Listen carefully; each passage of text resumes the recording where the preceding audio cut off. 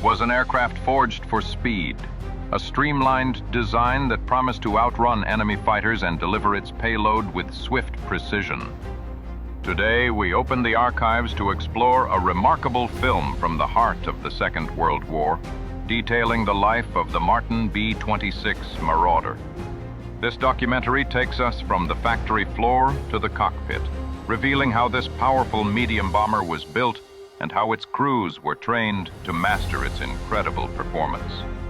The B-26 earned a fearsome reputation in its early days, with nicknames like the Widowmaker, due to its very high wing loading, a design feature that gave it great speed but made it incredibly challenging to fly at low speeds, particularly during takeoff and landing. This film provides a fascinating look at how the Army Air Forces tackled this problem head-on.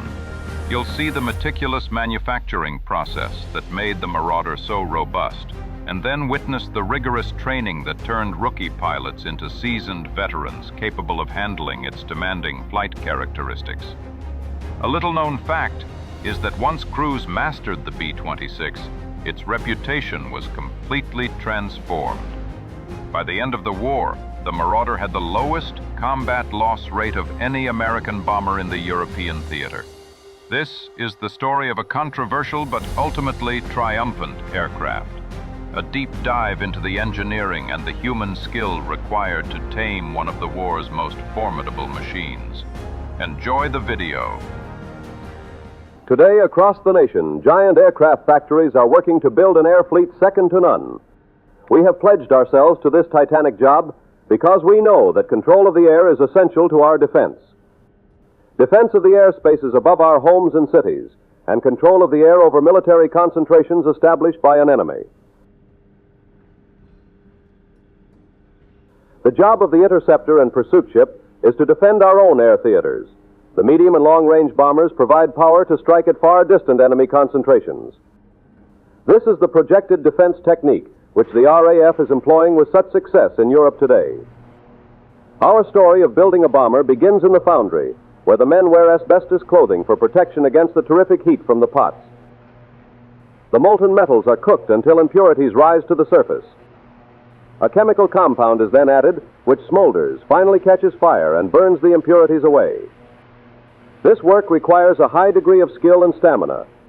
Yet basically, it is not unlike many cooking operations which go on in your own kitchen.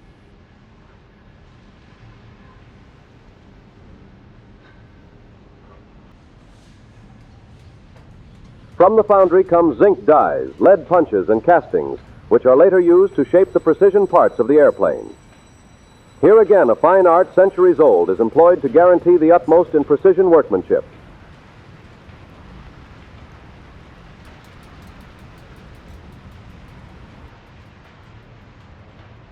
In the drop hammer forge, the lead punches and zinc dyes are locked in the big hammers, are placed on the dyes. Then the punches gentle the metal into shape and seal the shape with one final heavy blow. It is interesting to note that the drop hammer is one of the few machines which will press a sheet of metal into a reverse curve.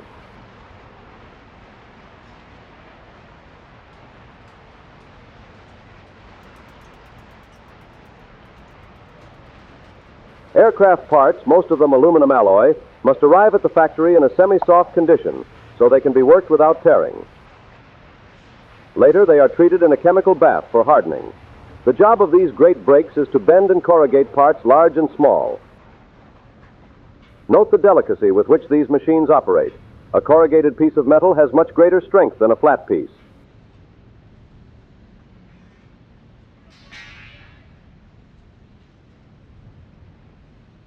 Here is the famous Yoder hammer in operation, a metal shaper long familiar to workers in American industry. This work requires a high degree of technical skill, too, since the operator must rely on the accuracy of his eyes and hands to form a perfect streamlined curved surface.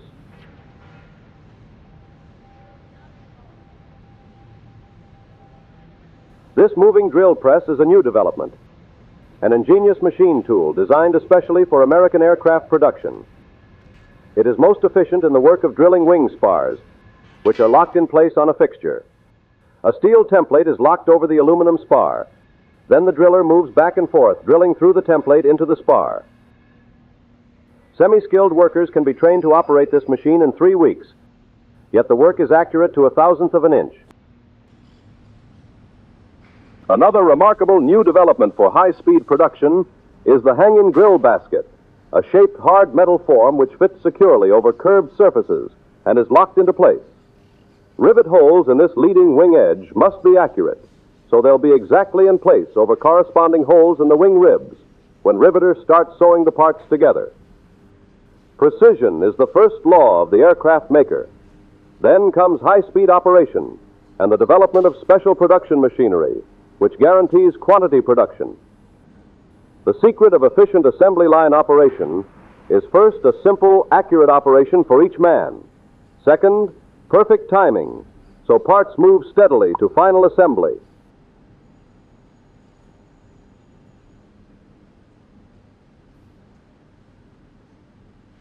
Flat and gently curved aircraft parts are stitched together by this high-speed riveter, on which a tiny spotlight is synchronized with a spot pattern placed on the metal.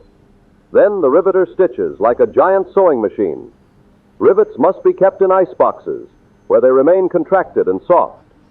To speed up production, many aircraft manufacturers operate a small truck service, which delivers rivets at the proper temperature to the workers. Rivets are inserted while they're soft. When they expand at normal temperature, they harden and strengthen the plane structure. Other parts of the plane, particularly wing spars, which require large-size rivets for additional strength, are stitched together by a squeeze riveter. One of the most ingenious developments of the aircraft makers is the explosive rivet. These tiny metal stitches are used only on blind surfaces, where pressure cannot be brought to bear from both sides. Each rivet carries a small powder charge, which is set off by a heated electric tool. Note how the rivets swell after they explode.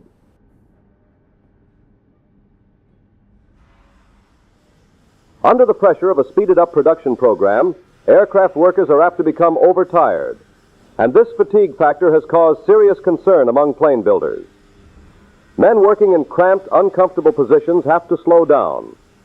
Here is the production designer's answer to fatigue: a revolving jig, which permits drillers and riveters to stand upright and work rapidly at a normal, comfortable position.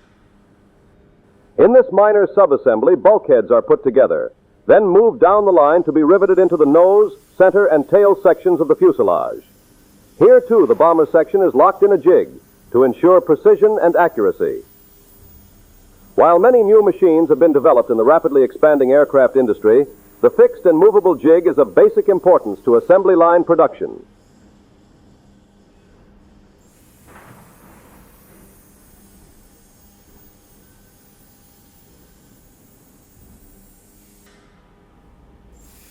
More than 150 sizes of rivets go into each ship. Workers are instructed not to pick up drop rivets because it wastes time. At night, machines pick up rivets, separate them from strap material, then carry them to this machine, which sorts them for further use. Each part of the plane is completed as nearly as possible before it joins a larger part. This light but strong crown section fits in the fuselage between the wings.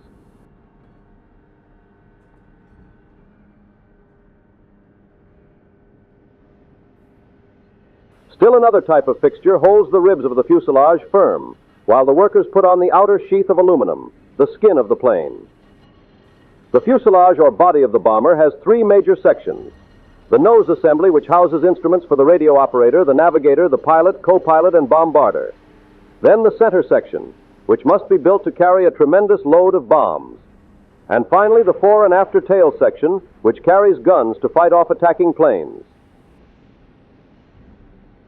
Into these sections must go the myriad parts which control the movements and fighting power of the bomber. All of them must be strong, withstand the terrific vibration set up by air speeds of 350 to 400 miles an hour. Wing flaps must be light, yet strong enough to break the airspeed of the bomber while she's landing.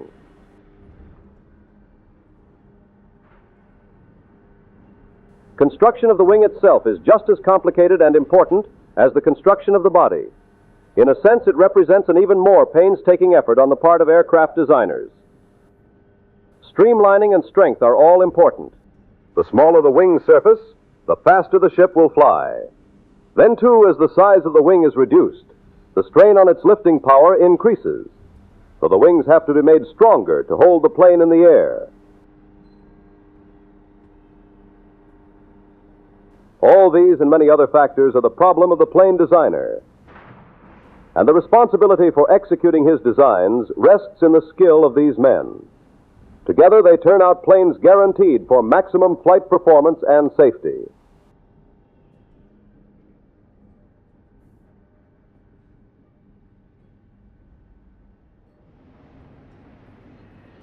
Steadily the wings roll along the assembly lines, moving from minor to major subassembly, then to final assembly. Overhead, the great spans move as the skilled craftsmen in each department complete their work. This wing has just left the surface and floats department, where self-sealing gas tanks were installed.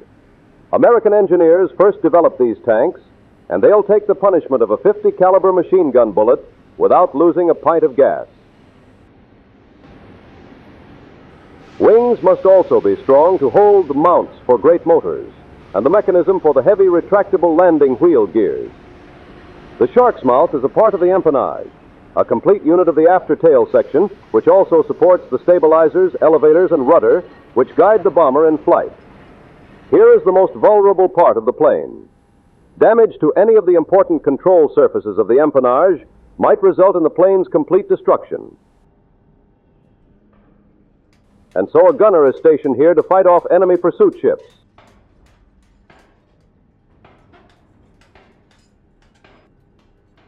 And here are setter sections nearing completion. Work goes on inside and out, even while they're moving to a new department. These almost finished parts, with bulkheads already installed, are waiting to roll into final assembly. Welding still plays an important part in building a bomber. Motor mounts and many other primary structures, which are subjected to great stresses, must be fused together by expert craftsmen who know their job. It is important to remember that welding even increases the original strength of the separate pieces. Expert technicians are now working on plans for an all-welded ship. But it takes years to train expert welders. On these men rests much of the responsibility for the safety of the ship in flight.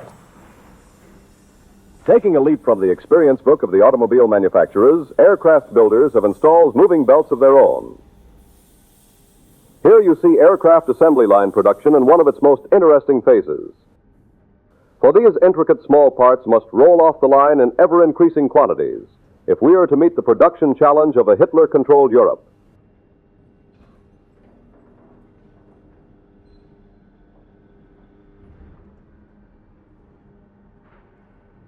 Certain secondary structure and control parts of the bomber require the use of the strongest metals available, castings made of magnesium and aluminum alloys. Every precaution must be taken to ensure absolute perfection, so each casting is X-rayed by a machine powerful enough to detect the slightest flaw.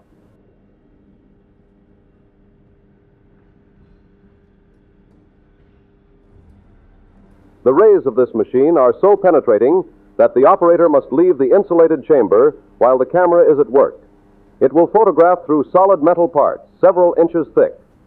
Another type of flaw detector is the magnaflux, which reveals cracks on a metal surface invisible to the human eye. You'll understand how important these expensive operations are when you are informed that only 1% of all parts tested reveal an imperfection of any kind. More than 25,000 parts go into the making of each bomber, and this does not count nuts, bolts, and rivets. Faced with the necessity of trebling and quadrupling aircraft production as soon as possible, the large manufacturers are employing a system called subcontracting, which means farming out parts of their big contracts to smaller manufacturers over the country. This relieves some of the economic strain on manufacturers who do not have defense contracts and speeds up aircraft production. As soon as these parts reach the major factories, they are sorted and installed in the planes.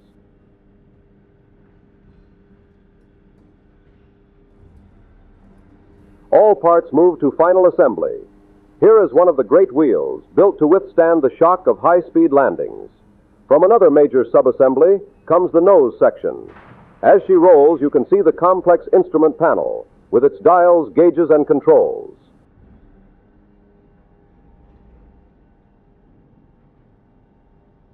Accuracy, precision, and speed are shown by the ease with which these fuselage sections are spliced together. Now the almost complete wing, carrying gas tanks and the motor wheel nacelle, moves along the assembly line. Here is the reward of careful planning, timing, and good workmanship.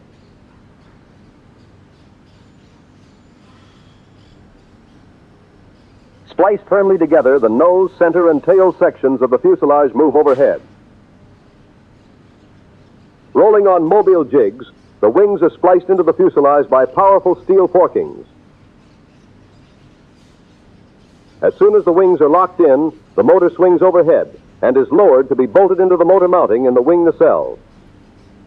Note the oil tank separated from the motor by a firewall. Miles of wires, cables, and pipes link the nerve centers of the ship. All gas tanks have separate leads to the carburetor. The piano hinge on the leading edge of this wing permits easy repairs. Here, the giant powerhouse is bolted into the strong motor mounting. A skilled mechanic checks the gas line connection. High-octane gas is readily inflammable, and this part of the assembly requires unusual caution. Now we begin to see the great bombers coming to life. This is the final assembly, where the last of the intricate pieces of mechanism are installed, the power turrets, and the secret bomb sight. Before it leaves the factory, the bomber's camouflage, an important precaution to render her invisible from the air and hard to see in the sky. Note the light underbody and the dark color above. The light, strong plexiglass nose is fitted into place, guaranteeing perfect vision below for the bombarder to sight his targets. Day and night, the big doors roll up so the bombers can be moved to make way for those which follow.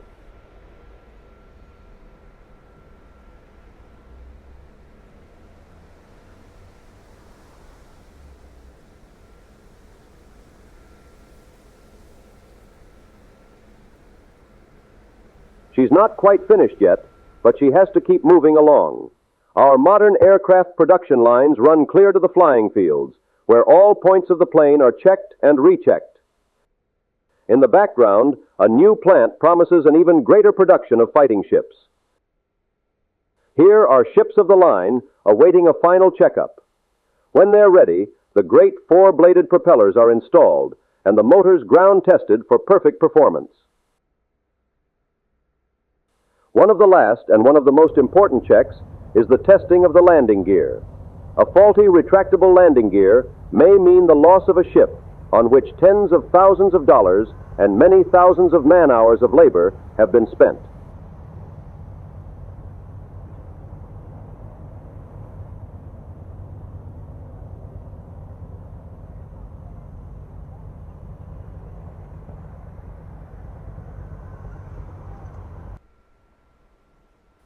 At last, she's ready to take off, ready to respond to a rigid test which will submit her to all the pressure of combat conditions.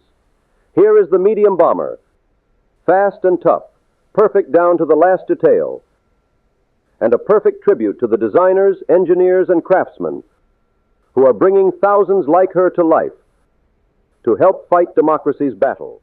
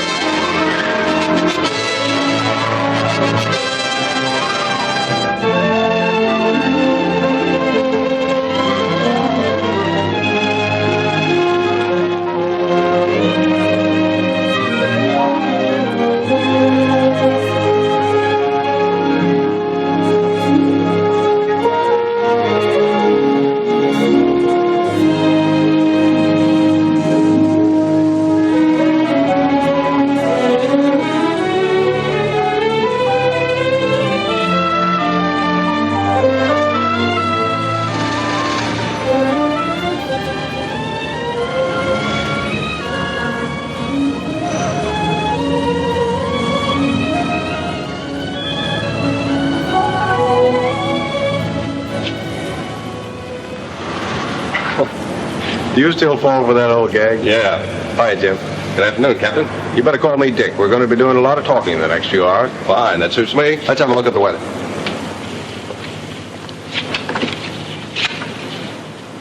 Weather good. Clear and unlimited. Yeah, I know.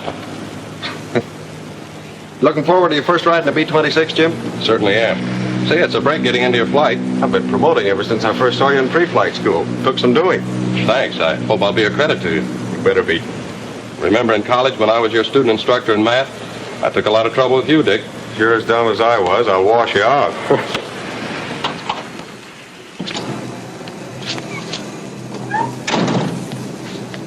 There she is.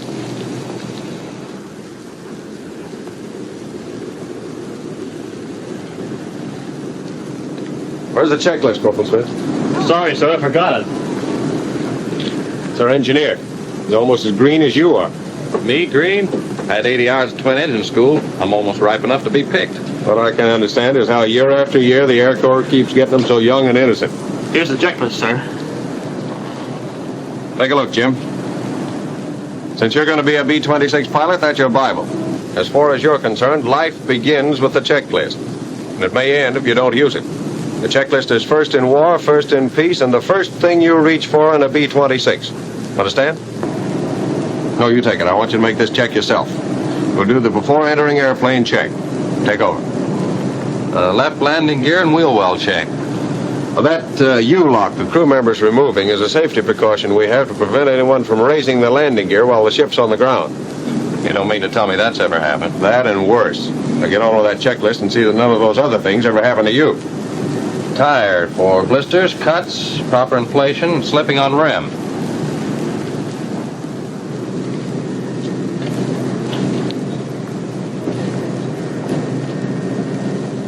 Notice the red mark on your rim. That'll show you if your tire slipped. Oil strut for proper extension. Correct? Right. Now maybe here's where I'd better do a little pointing out. There's your gear-operated load and fire valve piston. Make sure it's fully extended. Check brake for excessive heat, right?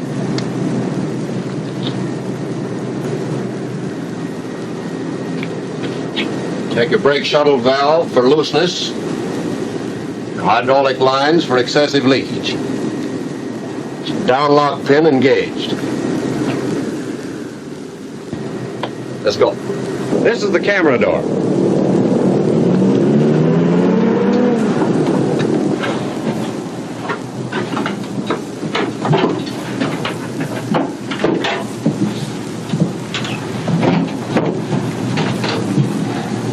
Check ballast for proper loading. You must have sufficient ballast back here in order to have a stable airplane.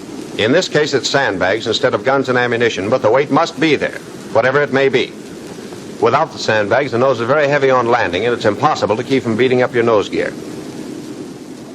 Here's your fire extinguisher. See that it's in position and properly secured. What do we check on the putt-putt? Make sure the equalizer switch is off, and see that all cushions or parachutes are away from the muffler. They might start a fire.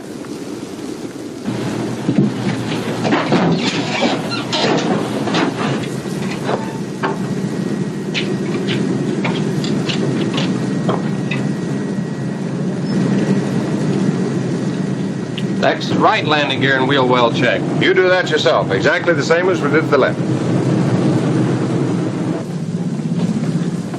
Oh, there's the red signal on your Lux fire extinguisher. That's a quick way of knowing from the outside that the extinguisher has not been discharged.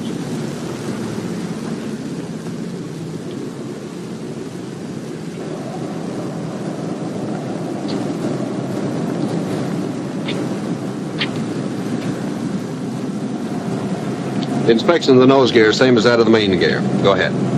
Corporal Smith, will you get in the cockpit and operate the controls for us? Yes, sir.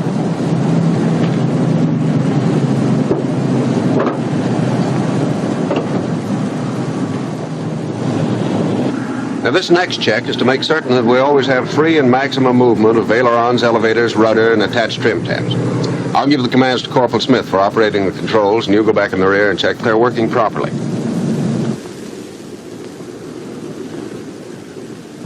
Pull left rudder. Full right rudder.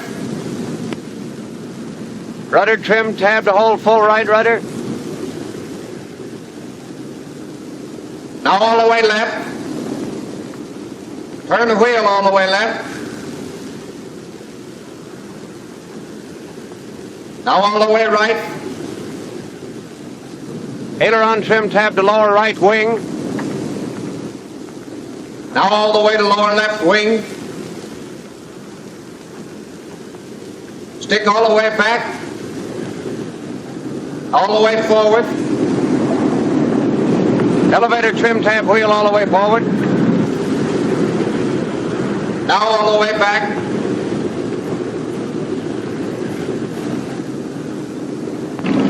Set all trim tabs and take off position.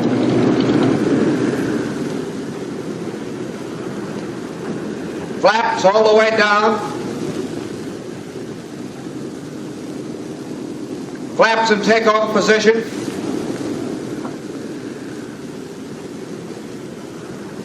Flaps all the way up.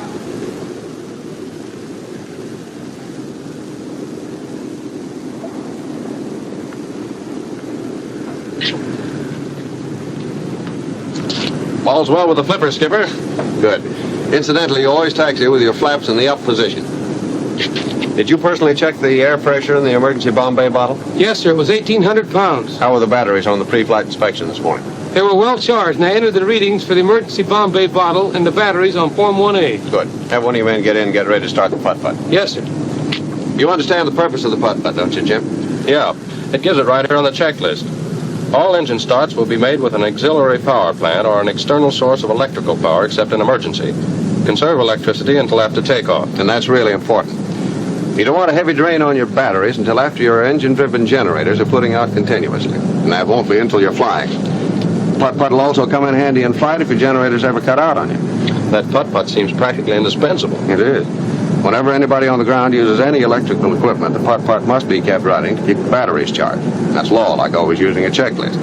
You must have electricity for the takeoff, especially for the electric props. Well, that's how most runaway props occur, isn't it? Yeah, run-down batteries. Well, if we don't call it a runaway prop, it's really an overspeeding engine running away with a fixed pitch prop.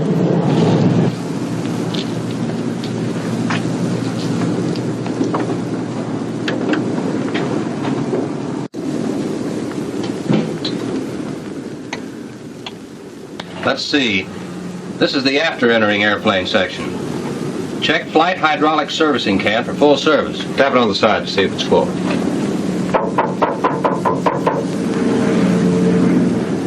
Then fuel transfer valves. They're in the forward bomb bay.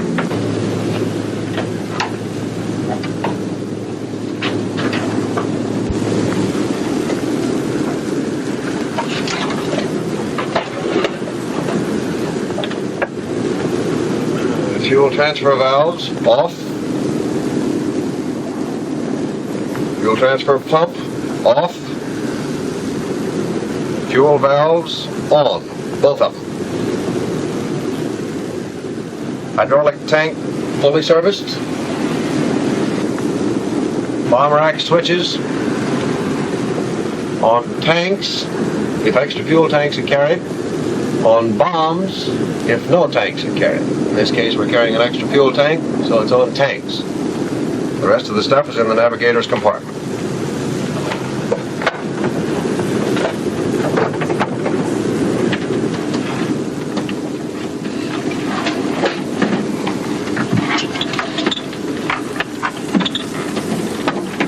Generator switches off.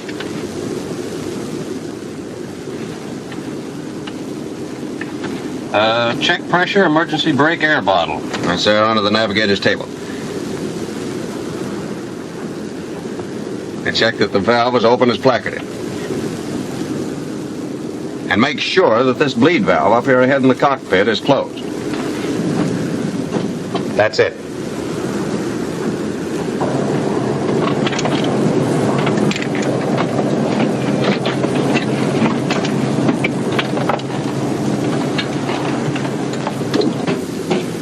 Here's your emergency hydraulic tank. Make certain it's fully serviced.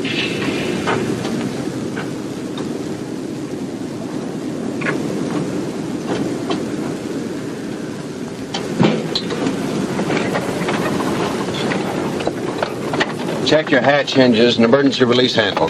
Sit there in position. Okay. Close them up.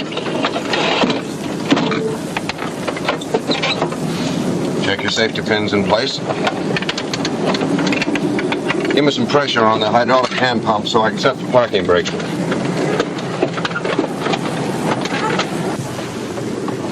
How long do I keep this up? Well, you can't pump anymore. Till the hydraulic gauge shows the pressure's up. That's okay now.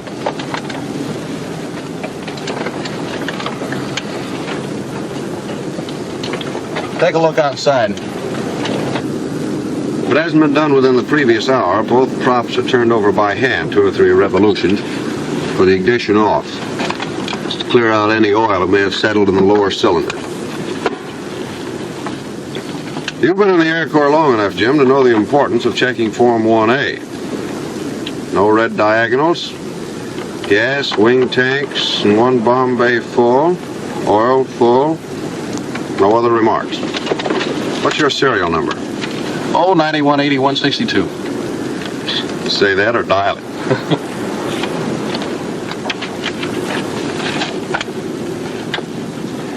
Leave your inner side earphone off so we can hear each other. Let's see. Next is the starting engines check. Yeah, watch me. Throttle 1/8 open. Cowl flaps open. Wing flap control up. Landing gear control down, lock on. Supercharger low, guard over controls. Oil shutters open. Carburetor air cold. Primers off until actually starting engine. Fuel booster off until ready to start engine. Nose gear emergency control normal, up. Main gear emergency control normal, up. Mixture idle cutoff. Propeller controls high RPM, forward. Selectors automatic, safety's on. Feathering normal to the rear. Battery switches both on. Master ignition switch on. That's the emergency bell button there. On the ground, we use that as a signal to the crew member in the rear to start the putt-putt.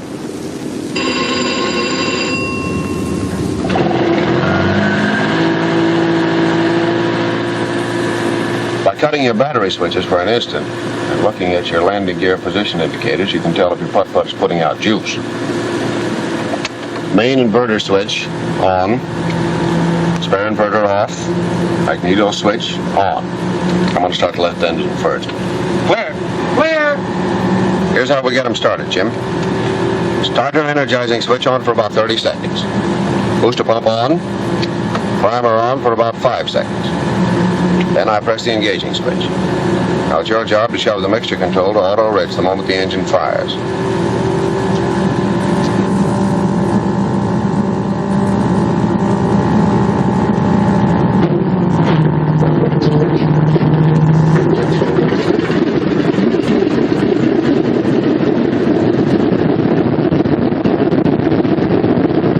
Auto rich it is.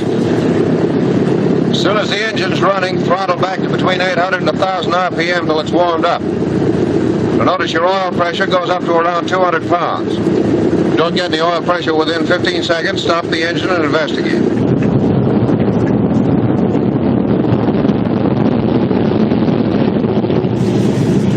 Wonderful. You're learning. Auto Rich Anthony, they call me.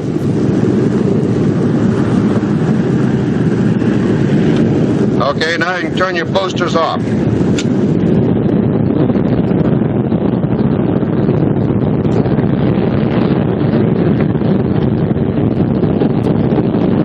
You'll know your motors are warmed up when the oil temperature gauge hits 40 degrees and the oil pressure drops suddenly to normal.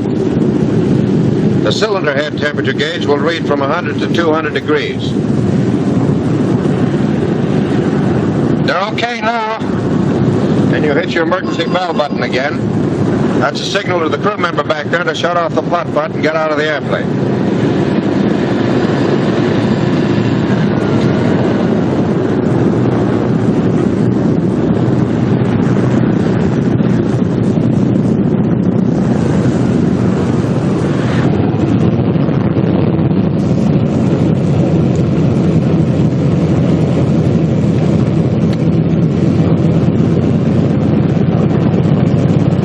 turn on the radio and we're ready to taxi out. It's the co-pilot's duty to handle radio conversation. Tower from 7645 on south end of ramp, ready to taxi out for takeoff. Go ahead. 7645 from the tower. Clear to taxi to the north end of the north-south Texas drift and stand by for takeoff. Go ahead. 7645, roger. Ready to go, Corporal? Okay, sir.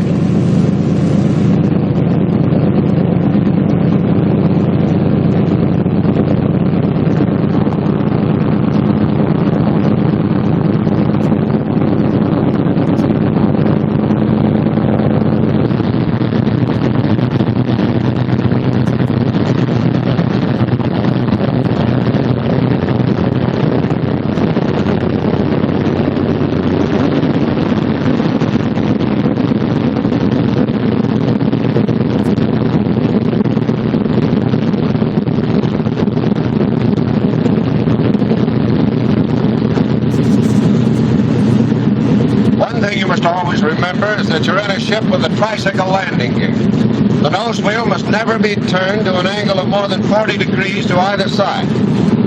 Did you see that red sign on the nose wheel when you inspected the well? Yes, I did, Dick. You'll notice it's easy to taxi the ship. There's no need for taxiing fast. In making a turn, always keep the inside gear rolling. Never bring it to a complete stop, as is often done in airplanes with conventional gear. And keep your eyes open on the ground or in the air. It isn't the airplane, it's what you hit with it.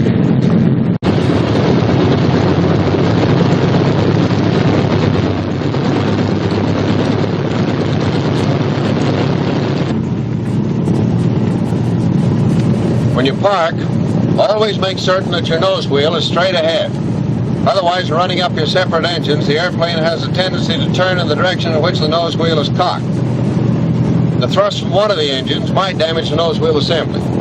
Corporal Smith is checking now to see if the nose wheel is straight. I get you, Captain. Next is the engine run-up and prop check, one engine at a time. Push it up till it's doing 2,000 RPM. Different engines have slightly different manifold pressure readings.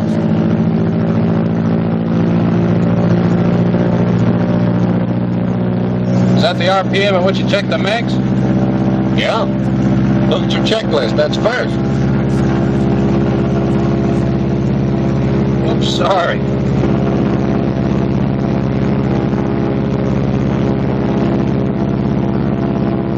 Put your propeller selector switch and decrease RPM, and watch how the RPM falls off on the tachometer. As soon as you see it drop, return the selector switch to increase RPM, and notice how the tachometer shows increase back to 2,000. Do you hear how the sound of the propeller changes? You can hardly miss it. That's right. Put your propeller selector switch in automatic and test your propeller pitch control handle. Pull it part way back until the RPM decreases 200 revolutions, keeping your eye on the tachometer. Then push it forward, watching the tachometer to see that it returns to 2,000 RPM. The next step is to throttle back to 1,400 and do the same thing with the other engine.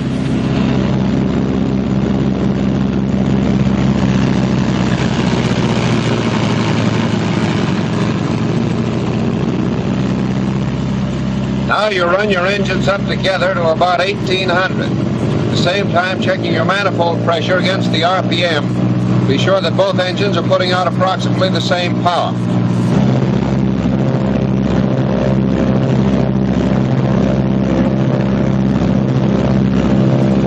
Corporal, check the generators. If Corporal Smith finds the ammeters are showing more than 10 amps difference, we'll give this airplane back to the crew chief. Generators are okay. Oil temperature is 60 to 80. Oil pressure is 75 to 85. Check.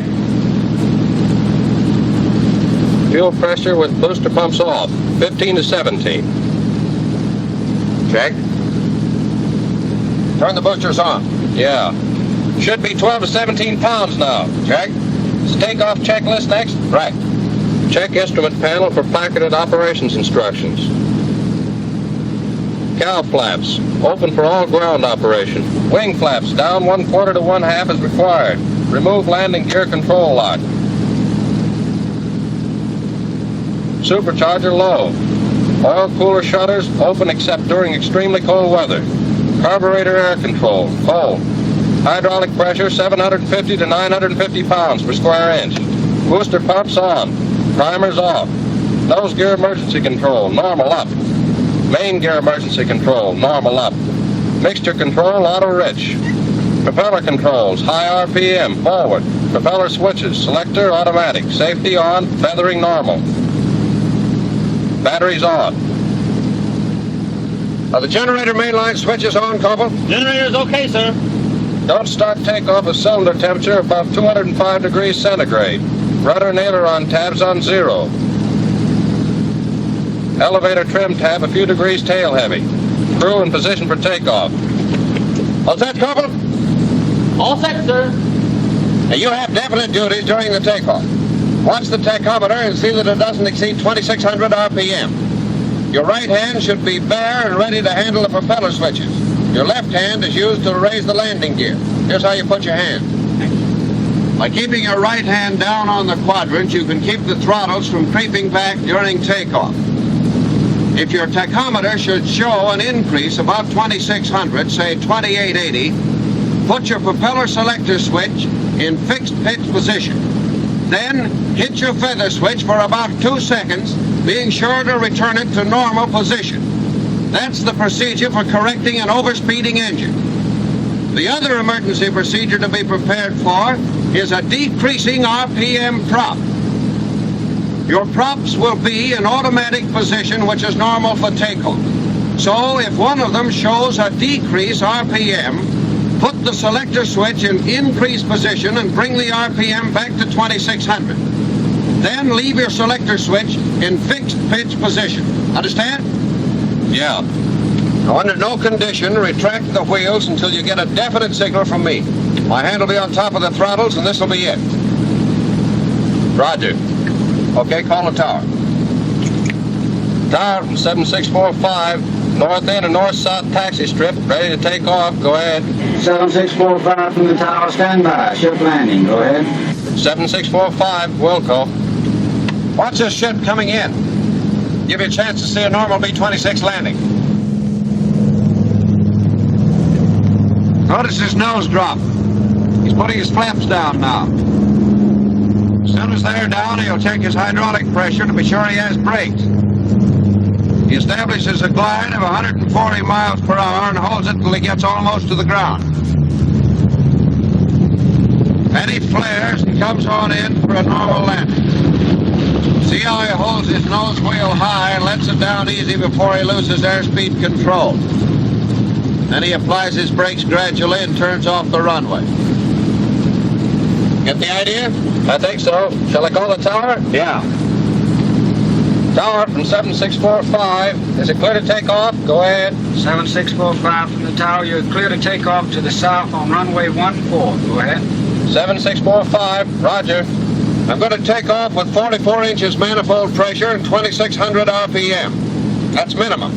But if you need it, the manifold pressure can be pushed up to the red mark at 49 inches on this particular model.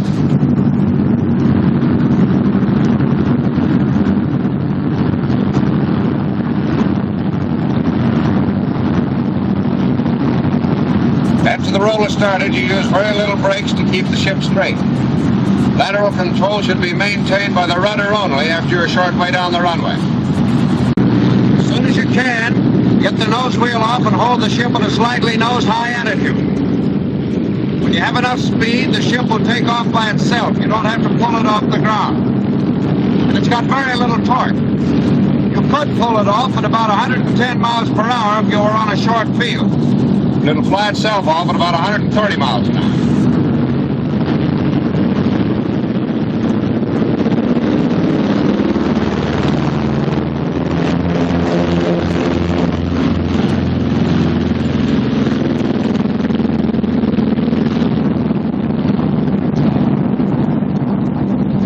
I'm throttling back now to normal rated power, which is 38 inches of manifold pressure. Give me 2,400 RPM on the propeller pitch control. 2,400. What were you watching during the takeoff? Tachometer, manifold pressure gauge, and your thumb. If you ever get to be a B-26 pilot, don't waste any time giving the signal to get that gear up for the moment you're sure you're off the ground. Because? Because when you run out of runway, your landing gear is no good to you. Pretty tough getting to 160 miles per hour till that gear's tucked away. I see what you mean. Well, we're climbing now. We do that at exactly 160 miles per hour until the flaps are raised. The airplane should be at least 800 feet above the ground before you raise it. This is what is known as milking them up. You do it a little at a time, and you keep your hand on the flap handle until the flaps are all the way up. If you don't, and they should come up on one side only, you'll go into the most violent bank you ever saw in your life. But you can stop it by putting the flaps back down again. Can I take my eyes on the tachometer? Yeah. Put them on the hydraulic controls. It's time to neutralize them. All air work is done with cowl flaps, wing flaps, landing gear, and oil cooler shutters in neutral position at all times, in order to prevent loss of hydraulic fluid from the entire system in case one of the individual lines develops a serious leak. Turn off your boosters. Airspeed indicator says we're picking up speed. With the flaps up, the ship changes its attitude. You'll notice our noses come up a bit and gains about 10 miles per hour. With the cowl flaps half closed and the oil cooler flaps half closed, it streamlines the airplane to the extent that it picks up about 5 miles per hour more. But you must not forget that these controls should be handled in accordance with cylinder head and oil temperature. Really claws her way right up into those clouds, doesn't she?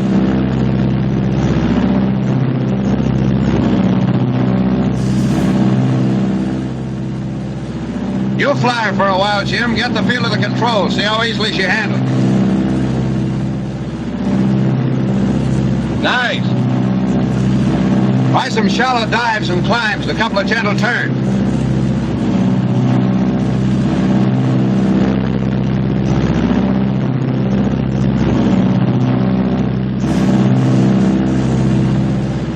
Controls are easy, aren't they? Smooth as a GI haircut. Easy to coordinate, too. Hey, you're skidding, sonny boy. Take a look at that turn and bank indicator. What causes that? Something I forgot to tell you. The plane has a very sensitive rudder, and you'll skid on all your turns if you don't correct for them. Try it again.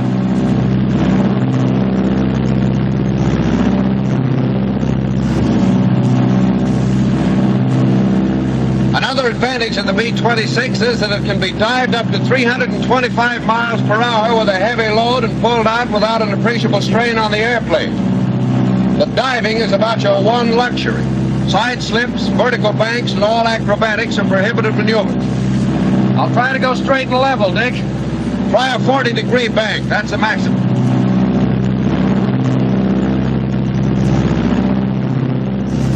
By the way, the B-26 is a good airplane to go to war in.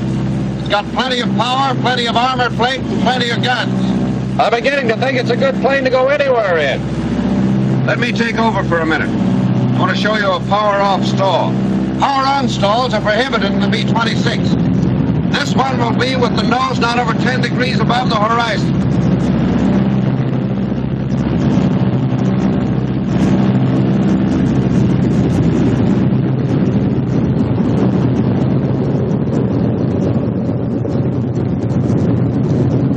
She stalls at about 125 miles per hour with the flaps and landing gear retracted.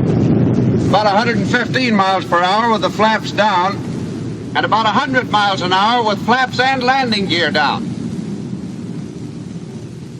Notice the pronounced shuddering just before the stall.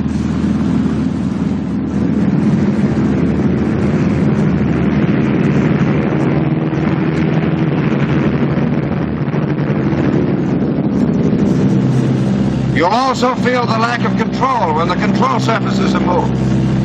These are important points to remember, since it means that the airplane will always give you plenty of warning.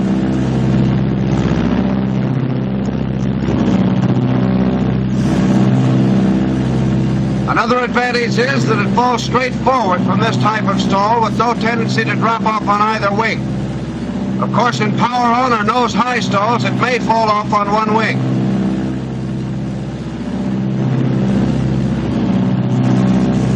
Normal stall recovery is very simple. Just put the nose down and let the ship pick up speed by itself. Loading is an important consideration in respect to stalling. If the ship is improperly loaded and the tail is too heavy and therefore the center of gravity too far to the rear, it will affect the stalling characteristics of the airplane by making it stall at a higher speed and with less warning. Improper loadings also have to put you into a spin. That spin business fascinates me. Just how do you get out of one? Cut your power off and make a normal spin recovery. Don't be slow and cautious in the movement of your controls during recovery. And avoid getting impatient waiting for the controls to take effect. Sometimes they need a little while before they begin to work. The only way you can judge time is by counting the number of turns made. Don't use your throttle except as a last resort. When you're free of the spin, pull out gradually or you're apt to tear your wings off. What about mental spins? How do I pull out of them?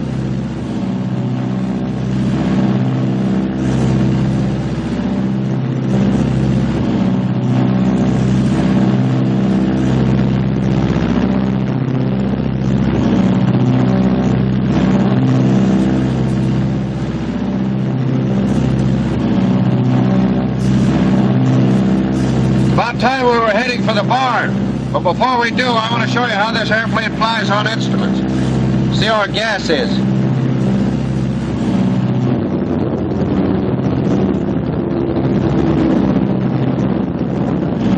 Look at that B-26 moving in on us. Yeah, we'll have to keep our eye on him. Transfer gas to the main tanks. I'm going on instruments for a minute, and I want you to keep your eye on that B-26 from my side while I'm flying blind. Yes, sir. Hand me the blind flying hood.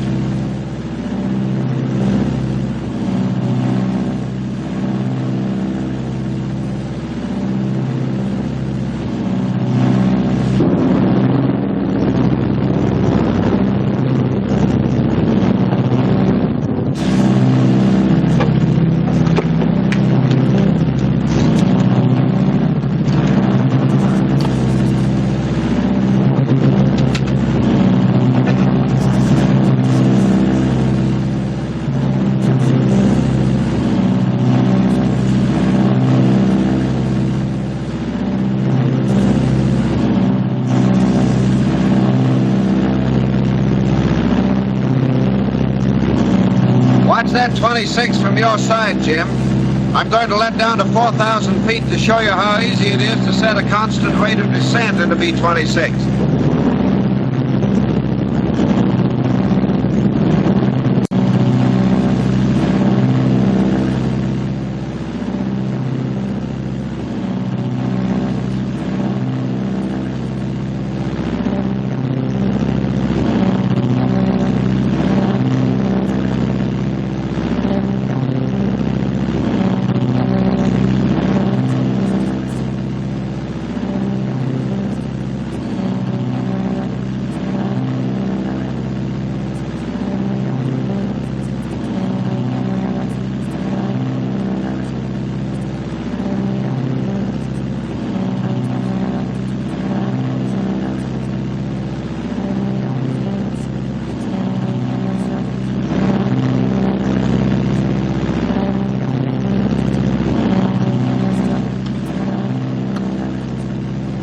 Watching the instruments?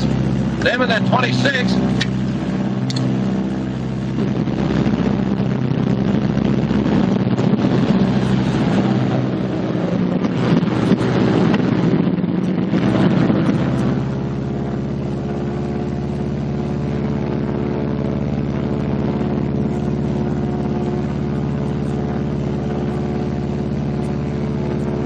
Nose down slightly and trim.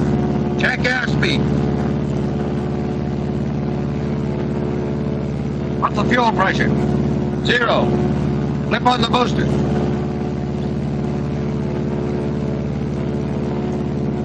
No rise in pressure. The field's inside. Do you think we can make it? I think so. I'm going to feather that dead engine. Watch me.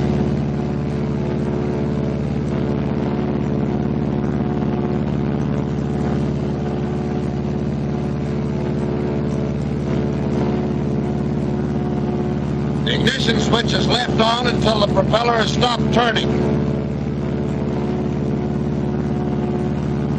I center my ball and needle and slow up to 155, increasing my trim as I go. Isn't that a lot of trim, Dick? You need it because of the natural torque of the operating engine. Going on the right engine requires about 5 degrees more trim than if you were going on the left. The slower I go, the more trim I need. But I've got to watch that needle and ball while trimming. What's the airspeed? 155. Between 150 and 160 is correct. 155 is plenty fast for single-engine operation.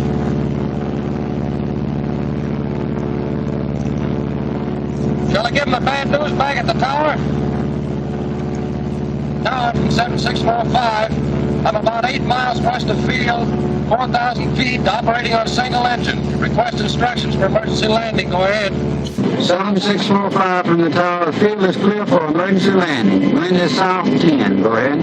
7645, roger.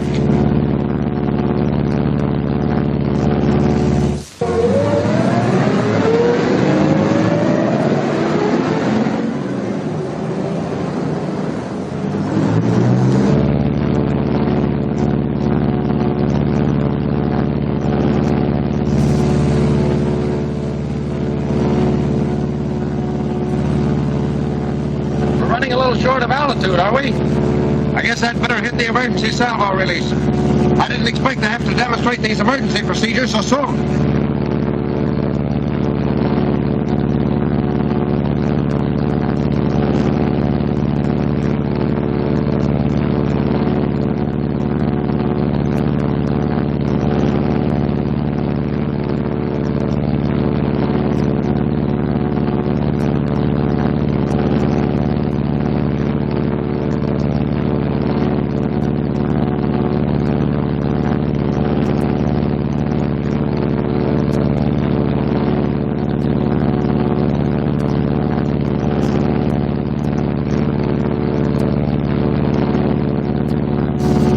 Increases when the bomb bay doors are open, so I had to nose down slightly to hold 155.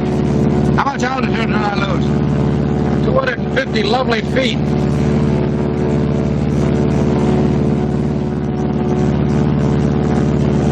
I'm going to make a 90-degree approach, Tim. All turns into the good engine. Turns made into a dead engine are invitations to a spin.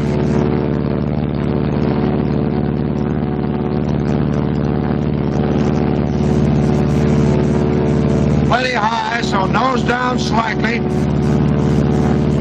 Reduce right engine for about 24 inches manifold pressure. Landing gear down and check your instruments.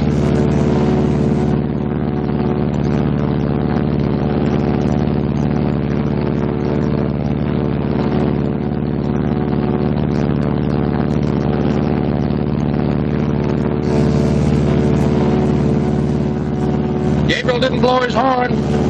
Check your hydraulic pressure gauge. I've got the nose down again to hold 155. You're on the field side, so you'll have to tell me when to turn. I can hardly wait.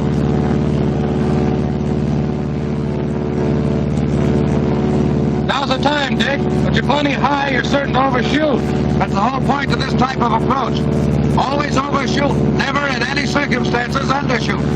You can always dive off excess altitude. The next step is to decrease the power on my operating engine until it's virtually shut off. And then trim a few degrees to the other side.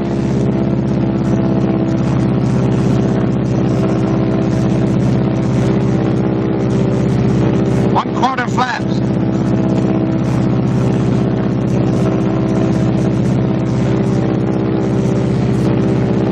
One-half flaps. That's minimum for this kind of a glide. 4 flaps now? No, not until I'm positive I'm going to overshoot. Okay, 4 flaps.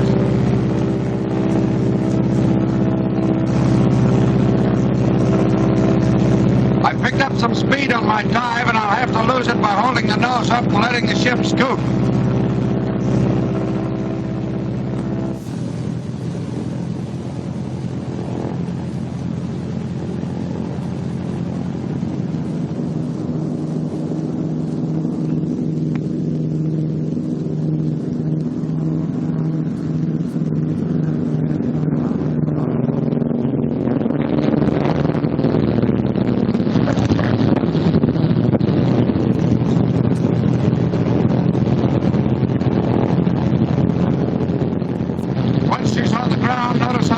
She rolls. No tendency to ground loop.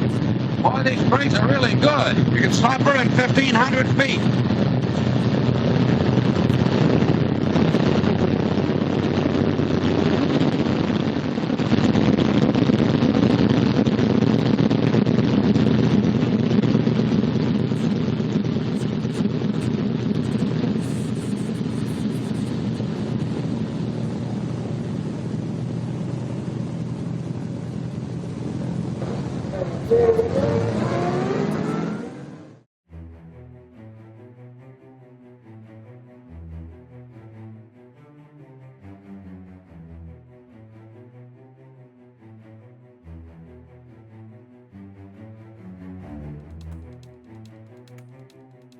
There was a time when many believed that sitting at these controls meant you were sick of life.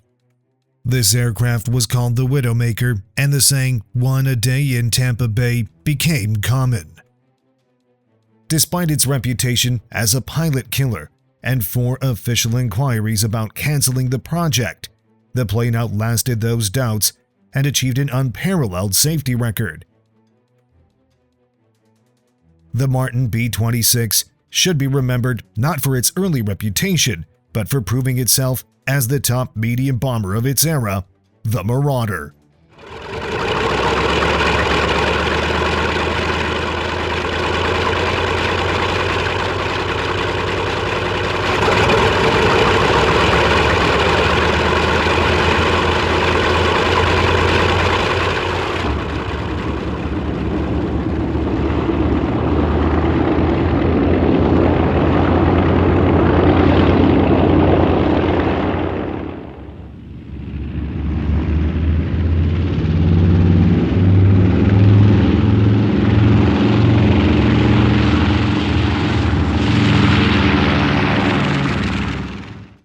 Its first flight took place on November 25, 1940, a sleek, modern aircraft. Just over 9 years earlier, on April 29, 1931, the U.S. saw its first monowing bomber take flight. The Boeing B-9, with a 4-person crew in open cockpits, could carry around 2,000 pounds of bombs over a 495-mile range. Its cruising speed was 130 miles per hour, with a top speed of 165, 50 miles per hour faster than the biplanes it replaced. Boeing's metal monoplane was the predecessor to World War II's bombers, though it was never mass-produced.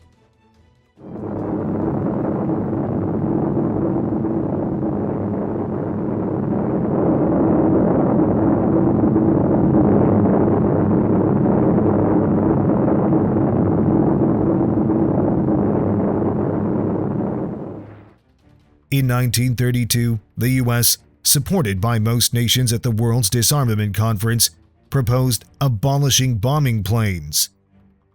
Even as these hopes were voiced, the Martin Company was developing a bomber that would surpass the B-9. Meanwhile, Nazism was growing in Germany, Mussolini had been in power for 8 years, and Japan was eyeing empire building.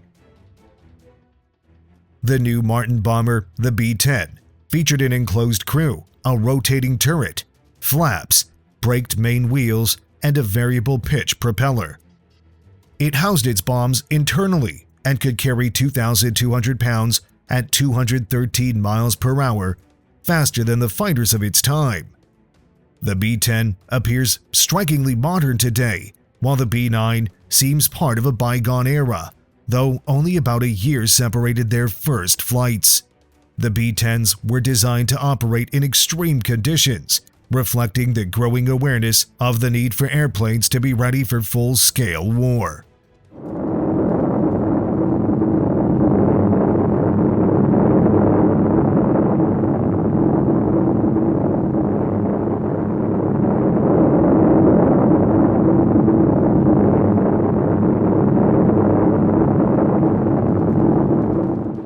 When the first B-10s appeared, they were a stunning blend of cutting-edge technology, incorporating the latest ideas, from drag reduction in their design to the strategic potential of bombing. As with all breakthroughs, they sent the world's designers scrambling back to their drawing boards. For a time, it was the most advanced bomber in existence, and the Martin Company was rightfully proud. Martin-built bombers had long been their motto, and building the world's best felt like a natural fit.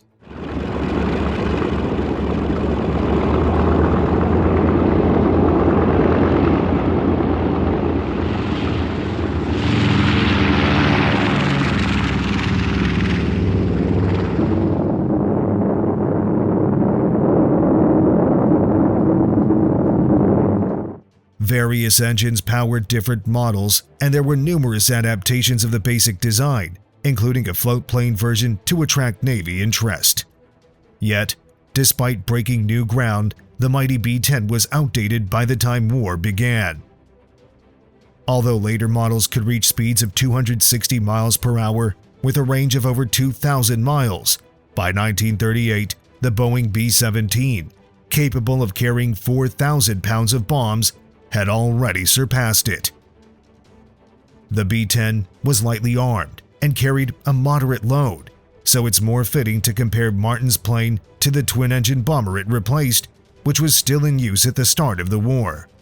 The Douglas B-18 had been the runner-up in the competition against the B-17, but due to economic reasons, it secured the majority of orders in the following years.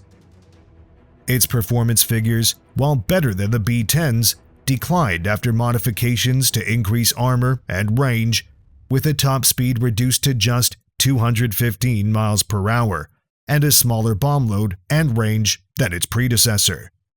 Neither could have handled World War II combat, as they lacked the bomb load, performance, and defensive armament of their European counterparts.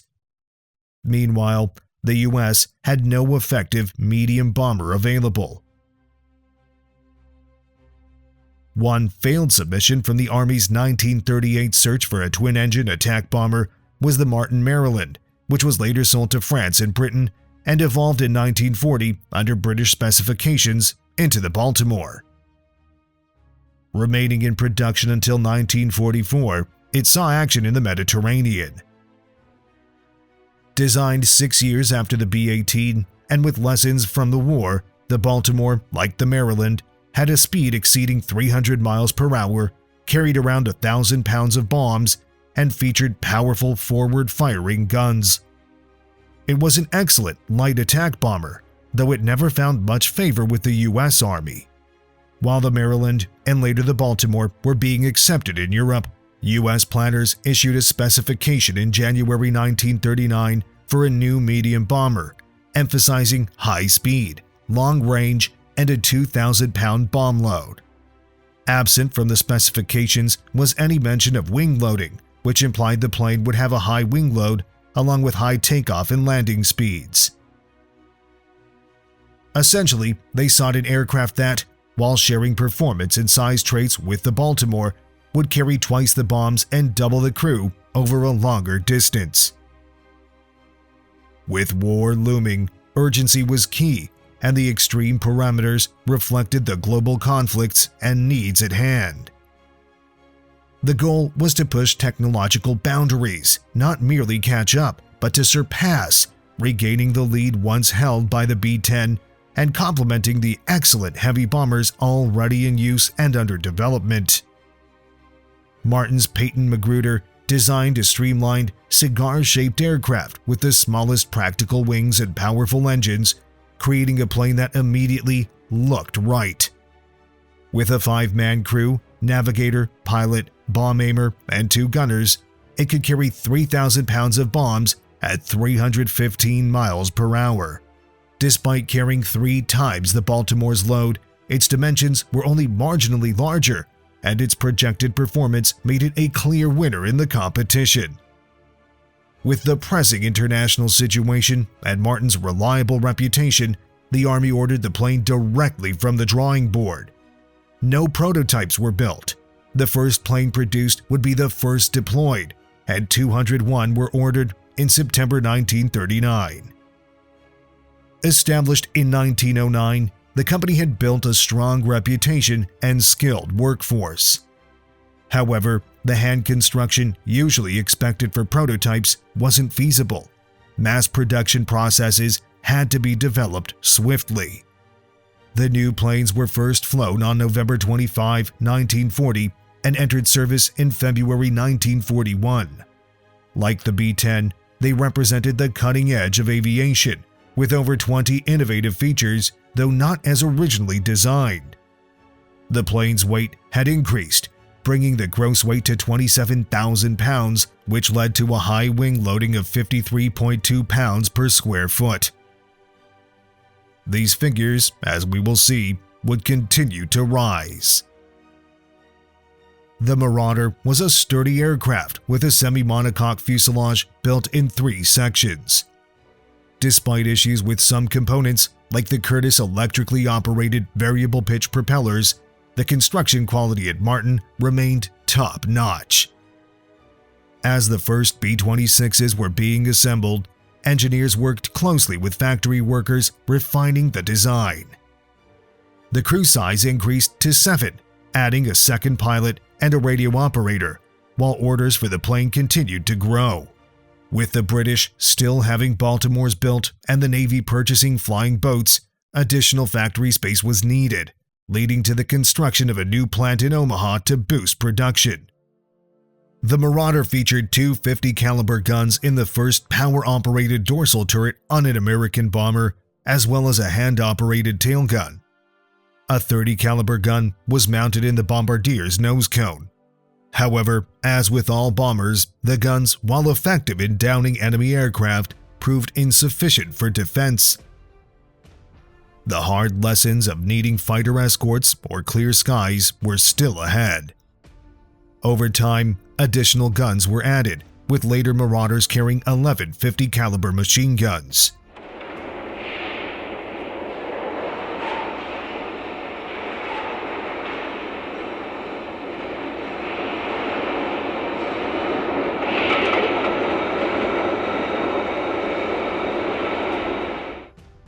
The interior, packed with equipment, was purely functional.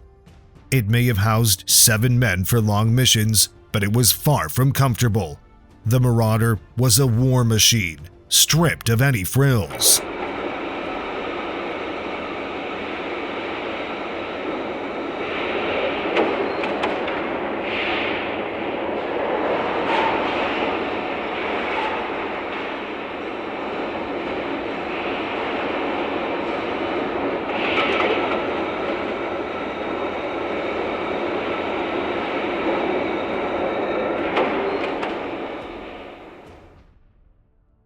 Without prototypes or test aircraft for thorough evaluation, Martin proceeded directly to full production, with Marauders rolling off the assembly line in increasing numbers. Despite facing immense challenges, this steady production continued uninterrupted until the last B-26 was built in 1945.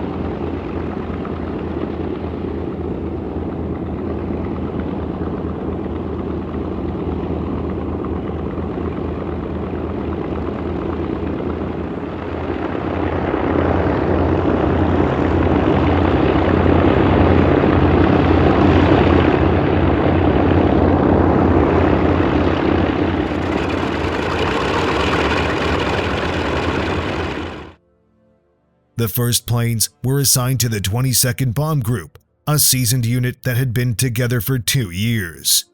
With minimal fanfare, the Marauder entered service with the group and was quickly deployed to the Pacific after Pearl Harbor, operating from Australia in the New Guinea campaign. Flying unescorted, long-range missions, the planes endured heavy punishment, proving their durability. Among the aircraft in combat with the 22nd was the third Marauder ever built, whose final mission ended in battle.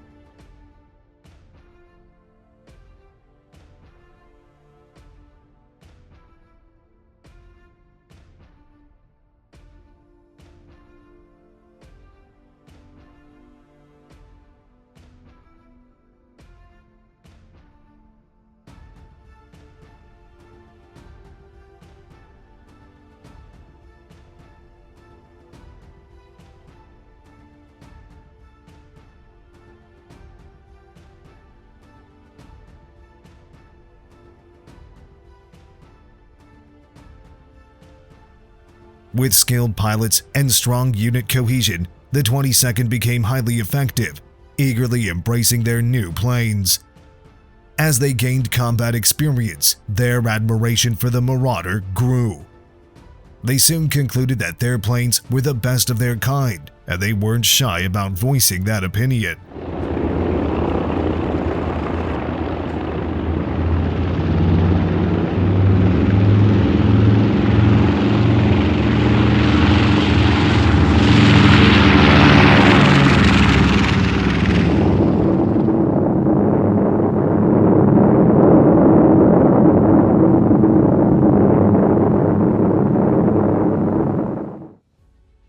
The support of combat crews was crucial in the coming months as the Marauder began gaining a negative reputation back in the States.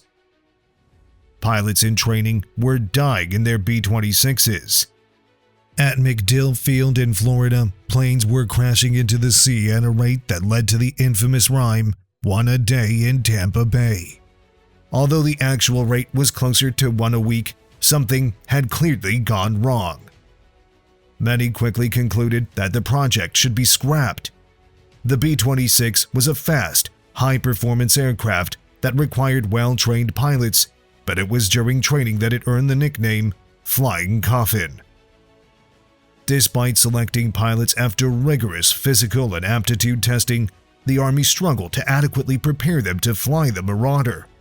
Crashes continued, and the aircraft's small wings led to the nickname the Baltimore Whore, implying the plane had no visible means of support.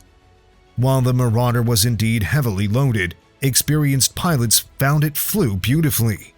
The problem arose as the Air Force rapidly expanded to unprecedented size, with many new pilots and trainers lacking experience with twin-engine aircraft.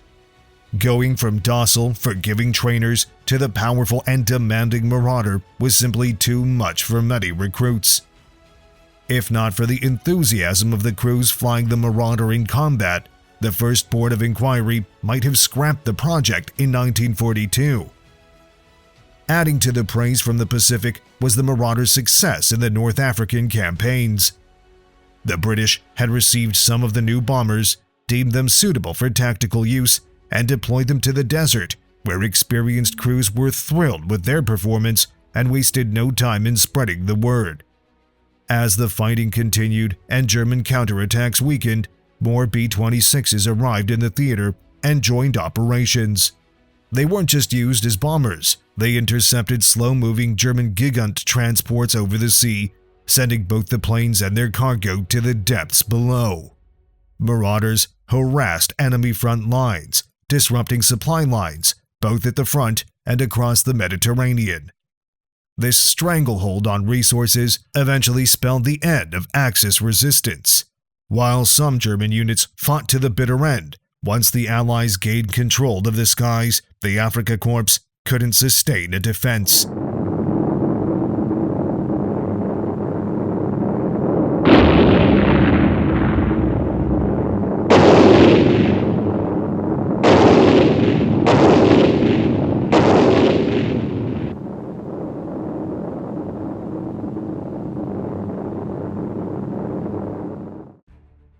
The jubilant French population celebrated their liberation with parades and dancing, marking the exit of Axis forces from Africa.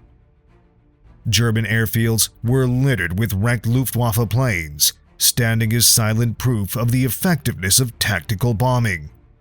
Meanwhile, back in the U.S., inquiries into the accident rate and training continued, leading to changes in the Marauder, including a larger wing designed to reduce landing speed and wing loading. This change was clearly necessary, but what wasn't needed was for the gains from the larger wing to be offset by additional weight.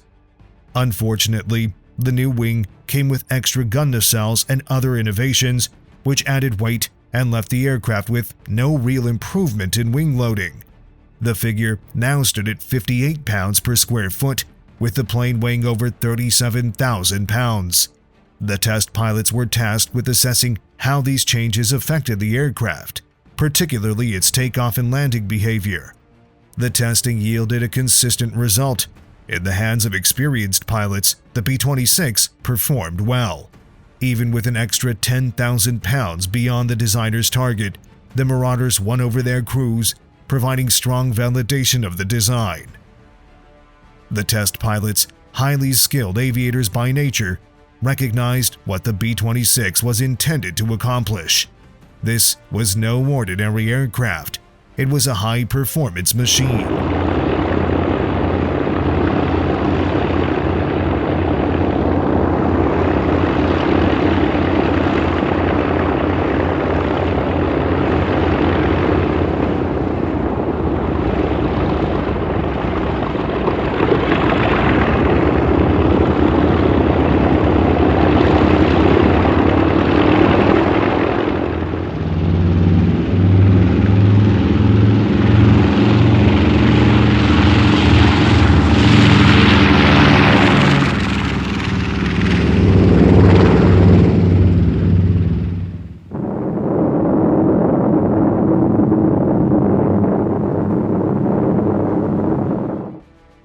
The pilots became intimately familiar with the B-26, and notably, a few were retained at Wright-Patterson for general testing and use as chase planes.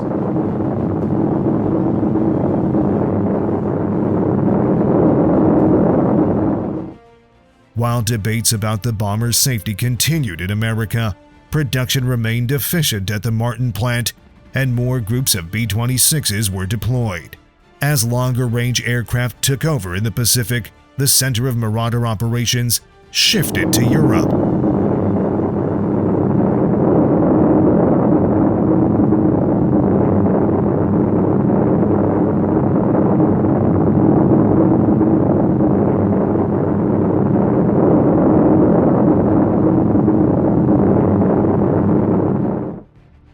Serious doubts arose again after the second mission flown from Britain turned disastrous, with the entire raid lost to flak, fighters, and a collision.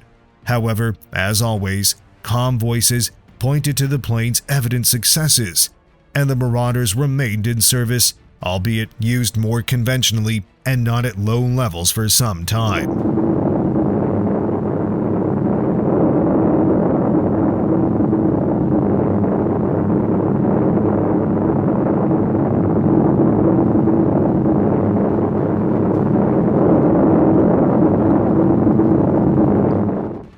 Europe would become the theater where the B-26 ultimately proved its worth. Following the initial shock of losses, crews adapted to the demanding routines of combat, and the Marauder's reputation began to stabilize.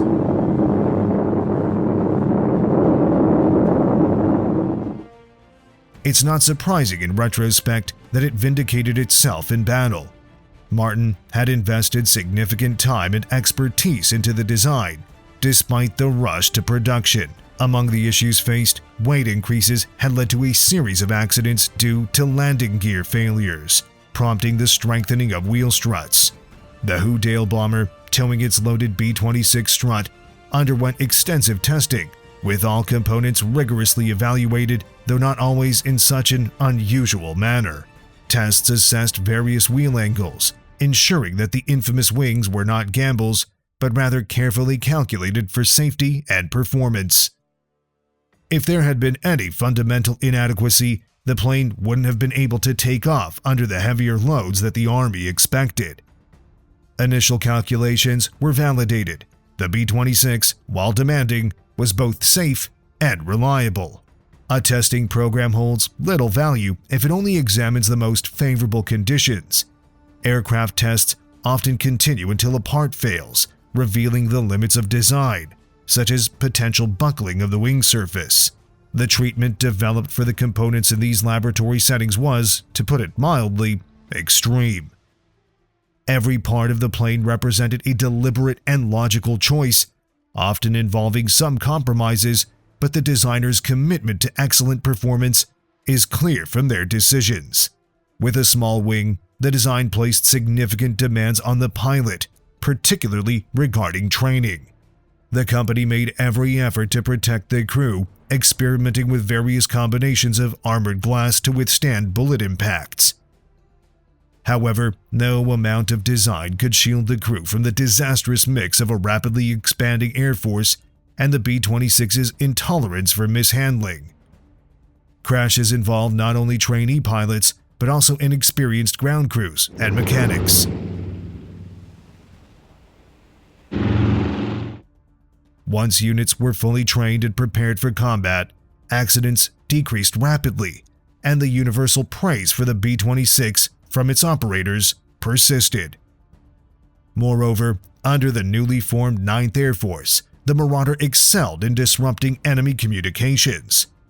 With fighter cover, the 8 B-26 groups of the 9th undertook medium-altitude, high-precision attacks.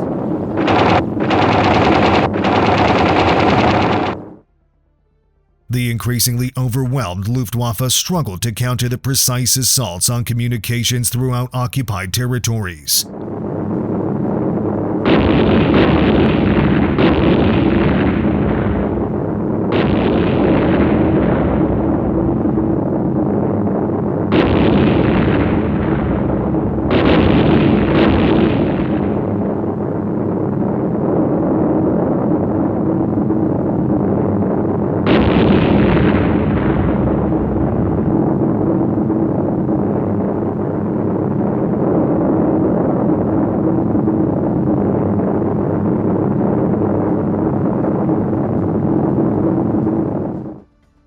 The momentum of Allied air dominance grew, critically impacting the Nazis' ability to resist invasion and contributing significantly to the war's outcome.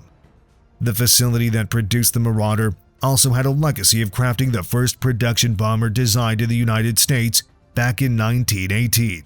Martin was a company with a rich tradition and deep pride, and the criticism of the B-26 had taken a toll on them. Their highly skilled and valued workforce produced aircraft that were second to none, and the company's history of pioneering practical, efficient, and well-built planes was a significant asset. With petrol rationing in effect, Martin organized transport for its workforce, implementing carpooling and facilitating public transport options. The impact of the war was palpable at home, not only the carpools and reliance on public transport, but also in the influx of women into the workforce, reflecting the nation's commitment as many young men were sent to fight. Even the company's security force saw a shift, with women filling a substantial number of roles and wearing skirts as part of their uniforms. Looking every bit as organized as any group of recruits, these women were trained by Army drill instructors. Elaborate systems were established to recognize productivity and effort, serving as incentives and boosting collective morale. Each year, the factory opened its gates for a family day, drawing large crowds that showcased the company's size and community. In 1943, as Glenn Martin addressed the crowd, the worst of the Marauder's bad reputation was behind it. In a final effort to lower the landing speed, the incidence of the wing was adjusted. Although this change reduced the plane's speed to 270 miles per hour, it ultimately made the aircraft safer for less experienced pilots. The F and G models began entering service by the year's end. The employees and their families celebrated with a festive atmosphere, surrounded by the bombers displayed around them, a constant reminder of their contributions.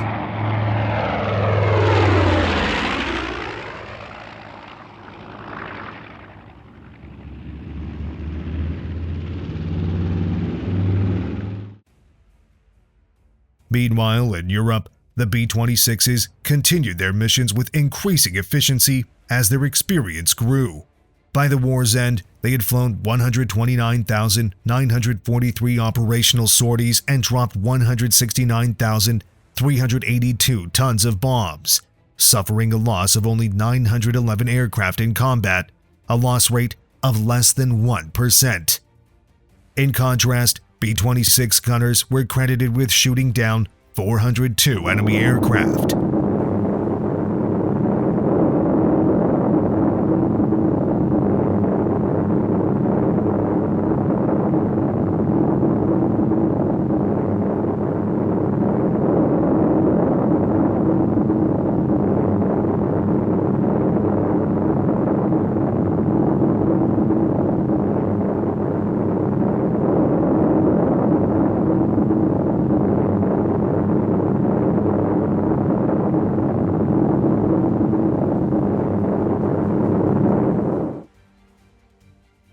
Alongside other Allied attack and medium bombers, the Marauders helped reduce Hitler's empire to isolated pockets with shattered communications.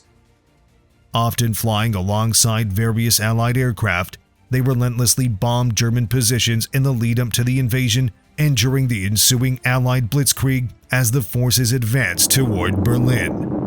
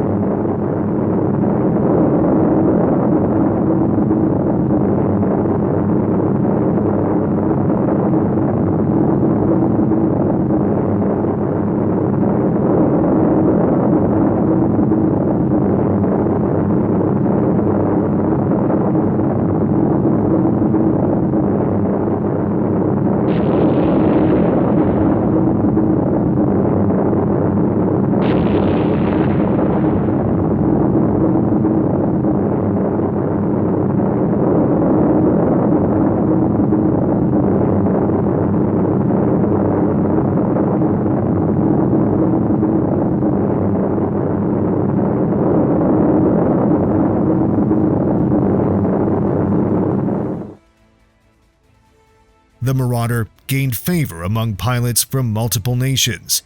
Not only were they used by British and American Army and Navy crews, but also by French, Australian, South African, Canadian, and Greek forces. As the model matured, variants for photography, target towing, and training emerged, making it the first Army Air Force aircraft to operate at night in the European theater. With widespread acceptance, the Marauders enjoyed a solid reputation, a long-awaited outcome achieved through hard work and dangerous missions.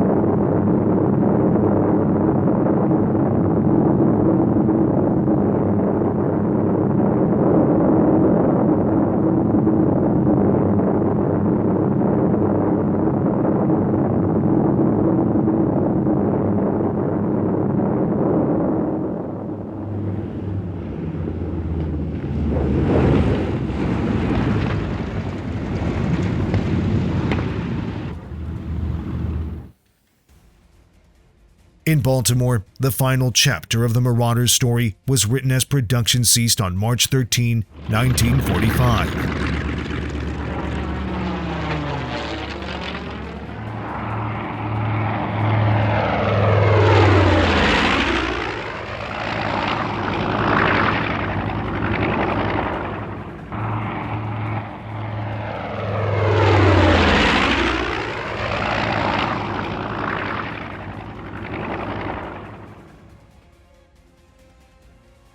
Mr. Martin delivered a brief speech to a small gathering, and after a few photographs, the era of the B-26 concluded.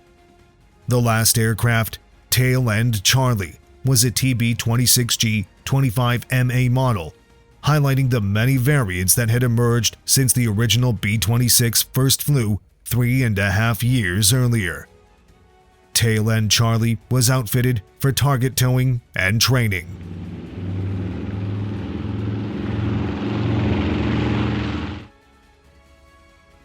Ironically, the second-to-last Marauder, named Middle River Stunt Jump and redesignated as the XB-26H, was involved in testing a new radical undercarriage for the Boeing B-47 Stratojet.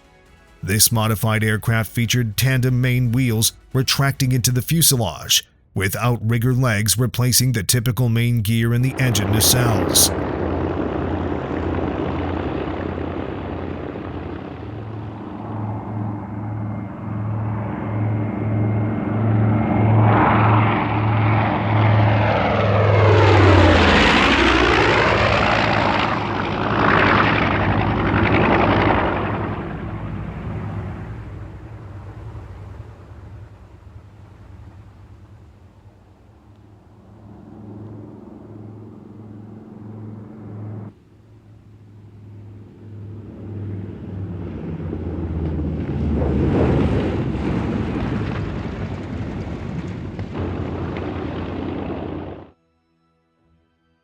The fuselage required special strengthening to handle the landing loads of this innovative design. Testing was sometimes interrupted by gear failures during rigorous maneuvers, as the assembly comprised parts from both B-26s and B-17s. While the Middle River Stunt Jump contributed to preparations for the next generation of aircraft, the advent of jet engines rendered the entire World War II bomber inventory quickly outdated. Although some bombers found a second life in commercial aviation, the B-26, despite having regained favor among its crews, carried a lingering stigma. Coupled with its higher production costs compared to the North American Mitchell, the B-26 vanished from the scene with surprising abruptness.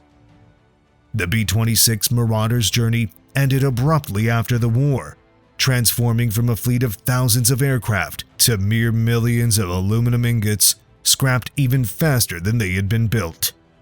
While the French operated the Marauder until 1947, the aircraft quickly faded from the skies.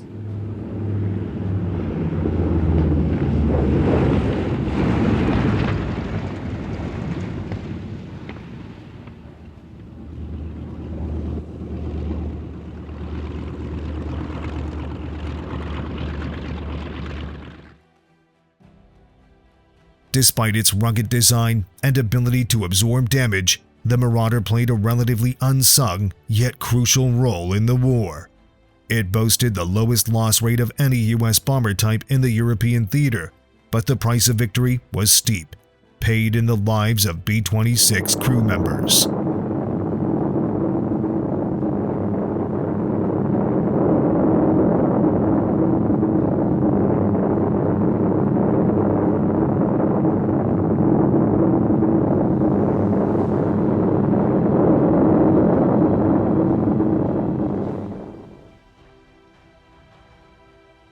Many airmen credited the Marauder with their survival, and to this day, veterans argue passionately that their aircraft was the best of its kind.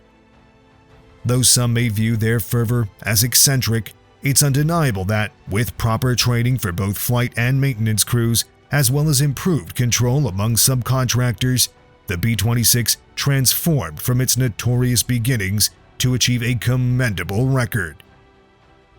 Despite the early controversies, the Marauder has secured an honorable place among World War II's finest aircraft, remembered fondly by those who flew it and fought along.